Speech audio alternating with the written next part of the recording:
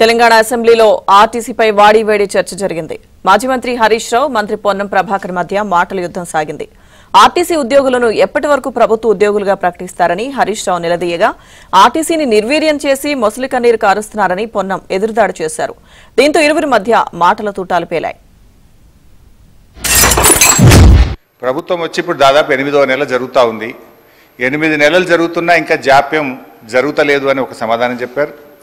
ఎప్పట్లోగా ఈ ప్రతిపాదనలు అమలు చేసి నియమిత రోజును ప్రకటించమవుతుందంటే ఇది పరిశీలనలో ఉంది అని గౌరవ మంత్రి గారు చెప్పారు. ఇది కాంగ్రెస్ పార్టీ మేనిఫెస్టో అధ్యక్ష. ఆర్టీసీ కార్మికులను ప్రభుత్వ విలీన ప్రక్రియ పూర్తి చేసి 2 PRCల బకాయిలను వెంటనే చెల్లిస్తాం. వెంటనే నంబర్ 1. నంబర్ 2, వచ్చే PRC పరిధిలోకి TSRTC కార్మికులను చేరుస్తాం. నంబర్ 3, రాష్ట్ర ప్రభుత్వ ఉద్యోగులతో సమానంగా అన్ని వసతులు సదుపాయాలు కల్పిస్తాం. నంబర్ 4, ఆర్టీసీ బస్సులను ఆధునీకరించి విస్తరిస్తాం. అధునాతనమైన సౌకర్యాలతో కొత్త సర్వీసులను ప్రారంభిస్తాం. Number 6 and last, RTC union పునరుద్ధరణకు అనుమతి ఇస్తాం. ఎప్పట్లోగా ఈ అపాయింటెడ్ డేట్ను ప్రకటిస్తారు?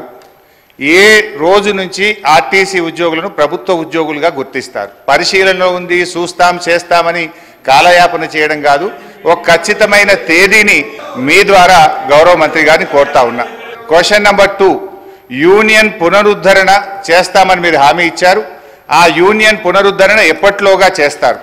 10 సంవత్సరాలుగా చేయనటువంటి వీళ్ళు ఎలక్షన్ల ముందట ఎటువంటి సంప్రదింపులు లేకుండా, ఏమి చర్చలు లేకుండా, కనీసం ఆర్టీసీ యాజమాన్యంతో కూడా మాట్లాడకుండా అదరబదర తీసుకొచ్చి మళ్ళీ దానికి రాజకీయ రంగం పులవడానికి కార్మికులను రెచ్చగొట్టి గవర్నర్ అనుమతిస్తలేరు, గవర్నర్ దగ్గర ఇంటికి పోయి ప్రొటెస్ట్ చేయించేటువంటి రాజనీతి చేసిన వీళ్ళు ఇలా మాట్లాడుతున్నారు. అధ్యక్ష, ఎందుకు రద్దు చేసిరో ముందు మీరు ఆ కార్మికులకు క్షమాపణ చెప్పి ముందు అడగండి ఒక్కసారి.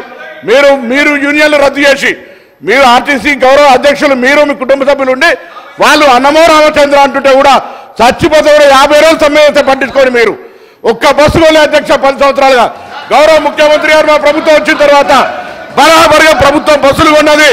అంతేకాదు 2013 నుంచి పెండింగ్ లో ఉన్నటువంటి 280 కోట్ల బకాయిలను మేము బాండ్ రూపంలో ఉంటే ఇచ్చినాం. 80 కోట్లు పేమెంట్ అయింది.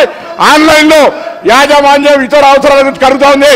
ఇంకొక మాట అడిగినారు అధ్యక్ష, మేము ఎన్నడూ మా ప్రభుత్వం వచ్చిన తర్వాత కార్మికులకు సంబంధించిన PF కావచ్చు, కోఆపరేటివ్ సెస్ 1 రూపాయి ముట్టలే. 4000 కోట్ల బకాయిలు వాళ్ళ సంస్థ కార్మికుల సొమ్ము వాడుకున్నారు అధ్యక్ష. ఇవాళ ఆర్టీసీ 7000 కోట్ల అప్పులతోటి మాకు అప్పచెప్పితే ఈరోజు ప్రభుత్వం మహాలక్ష్మి పథకం కింద నెలకు 300 కోట్లు ఇచ్చారు అధ్యక్ష. 2400 కోట్ల రూపాయలు ఆ మహిళల పేరు మీద వచ్చినటువంటి సొమ్మును ప్రభుత్వం తరఫున ఆర్టీసీకి ఇచ్చినాం.